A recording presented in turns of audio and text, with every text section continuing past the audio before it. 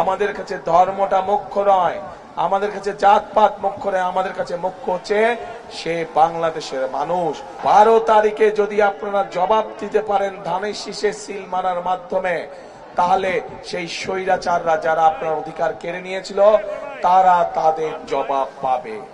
আমরা সব সময় বিএনপি করি যারা আমরা শান্তিতে বিশ্বাস করি। আমরা সকল ধর্ম বর্ণের মানুষকে নিয়ে আমরা একসাথে শান্তিতে বসবাস করতে চাই।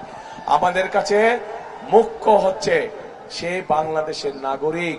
আমাদের কাছে ধর্মটা মুখ্য নয়, আমাদের কাছে জাতপাত মুখ্য নয়, আমাদের কাছে মুখ্য হচ্ছে সে বাংলাদেশের মানুষ।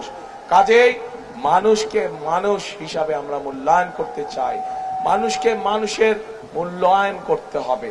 এবং সেই জন্যই প্রিয় ভাই বোনেরা, আমরা যদি দেশে জনগণের শাসন কায়েম করতে পারি, আমরা যদি দেশে জনগণের সরকার প্রতিষ্ঠিত করতে পারি, আমরা যদি দেশে জনগণের কাছে জবাবদিহিমূলক সরকার প্রতিষ্ঠা করতে পারি, তাহলেই একমাত্র সম্ভব দেশ এবং জনগণের প্রকৃত যে সমস্যাগুলো আছে সেই সমস্যাগুলোর সমাধান করা।